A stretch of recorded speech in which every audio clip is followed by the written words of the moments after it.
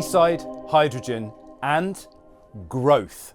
What a perfect trinity of topics for me to discuss today, my first day back in the studio in 2025 with Marcus Paige from Kellas Midstream, an E-FWD member that is driving forward and delivering growth despite a cocktail of economic headwinds and a failure from the new government to deliver that kind of stability and predictability that so many members of E-FWD were coveting in the build up to the last election.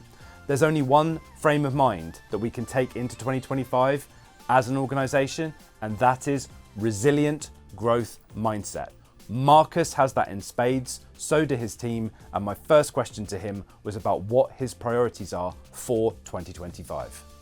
Marcus, there'll be people watching this that may not have heard of Kellas Midstream. Tell us about the business and what your focus is for the next 12 months. Yeah, sure. So Kellas Midstream is an energy infrastructure company. So we're the largest UK midstream gas company there is. And what that means is, in simple terms, is that we transport enough UK North Sea gas to heat about 10 million UK homes. And something that's caught the eye and the attention of the team at E-FWD is the work that you were doing in hydrogen and how that connects to Teesside. So give me an update on where you are with that. What's the project and how is it progressing? Sure. So that's our H2 Northeast project. So where's that come from? So our flagship asset is the Cat's Gas Terminal, which is a legacy, still very big, but legacy asset from the North Sea gas production. At Teesside, still producing well, still importing the most gas from the UK of any UK gas terminal. But we've got some real estate there that we can use for hydrogen. So we can use our own gas supplies to build a meaningful size hydrogen plant at Teesside. And what Teesside has is customers in the way of, it's an area with rich industrial heritage and still a lot of energy intensive industry that's quite hard to decarbonise without hydrogen. So we've got the supply of gas, we've got the real estate, and we've got the energy intensive industries that would like to use the hydrogen. So it all works. And something that we've tackled a lot as a team at E-FWD is the soundbite driven nature of politics and how growth cannot be powered by empty soundbites. Now, Teesside is what I would describe as a sound-bitten region of the UK, where many who don't understand what it can offer a company like yours and many others chuck it out as an example of, oh yeah, but there's going to be transformational growth in Teesside.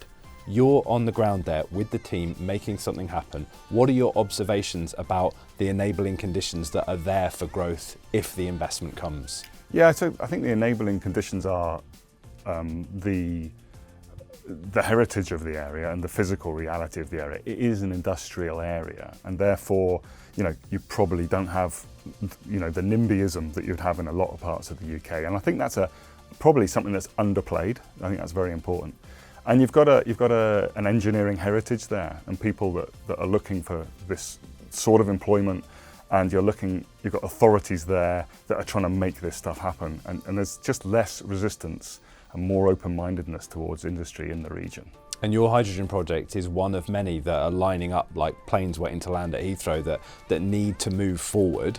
What do you need to happen to get it moving forward faster? Who needs to do what so that you can start to create investment jobs and opportunity in that region? Yeah, I think it's quite a short answer to that one, and that is it's all about Track 1 expansion. So Track 1 expansion is what the government said they would deliver, and they need to deliver it, and we're hopeful that they'll deliver it this year. And that will set us on the path to spending £2 billion with our partner SSE Thermal on the H2 Northeast plant. So, we're engineered, we're ready to go. We need to get to project sanction. To get to project sanction, we need Track 1 expansion to be delivered. And Kellas is an example of a company whose expertise and track record was built and developed in oil and gas. But is now transitioning its skills and its commercial focus into new energy. It's not a case of extremes, is it, between one set of capabilities and skill sets and another for two different worlds. What you're doing is showing that we have this talent and infrastructure and capability in the UK energy market that's ready to be deployed onto new things, but the scene and the environment and the pitch has to be right for companies like yours to move. Yeah, so our team, most of our team have got all of our team have got some form of upstream heritage, some more than others.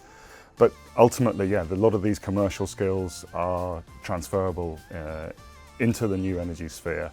And certainly there's been some learning curves and some problem solving to be done.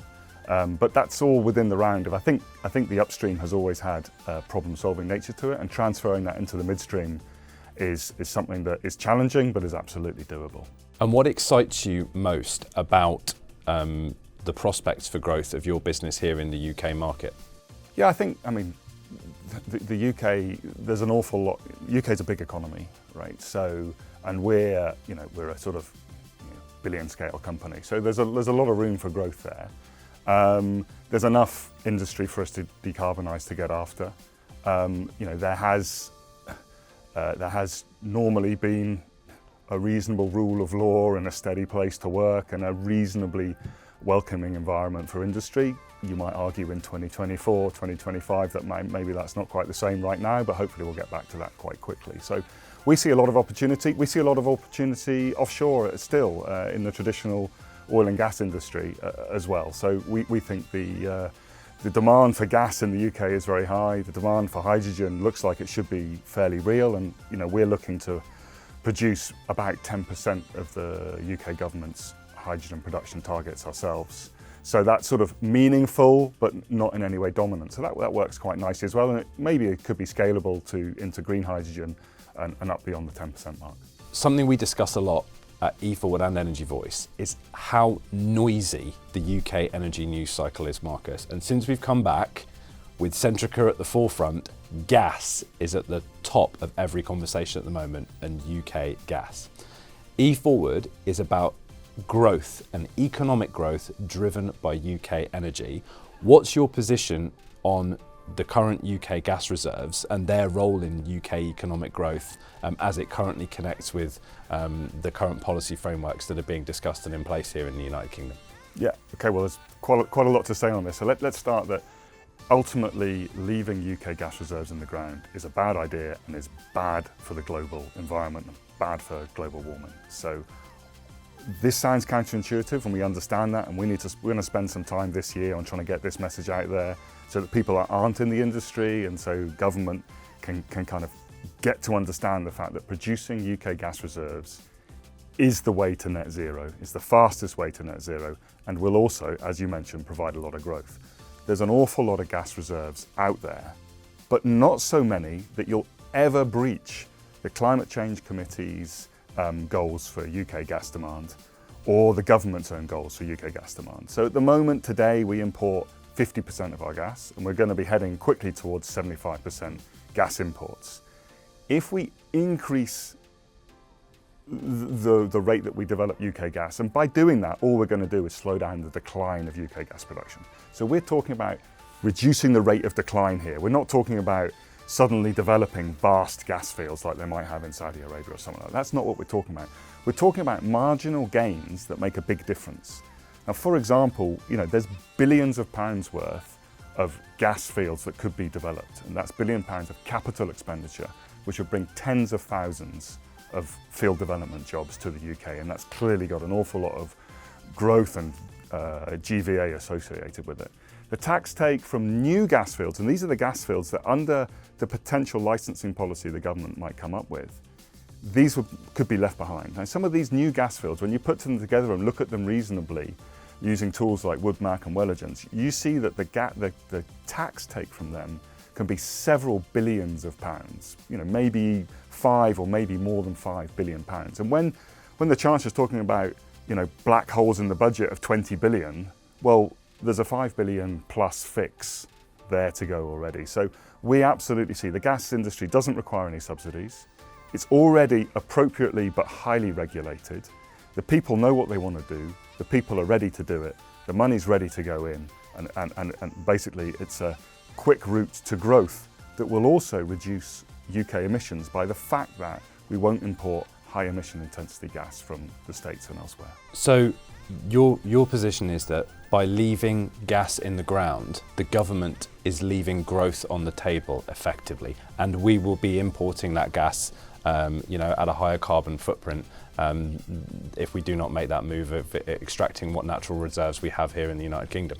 That's exactly where we are, yeah, for sure. And we've published a bit on that last year through our Gas Facts 2-pager.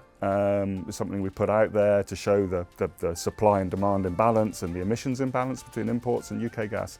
And we're going to follow that with some of the numbers that I just mentioned before. We're going to follow that up this year. So watch this space for that.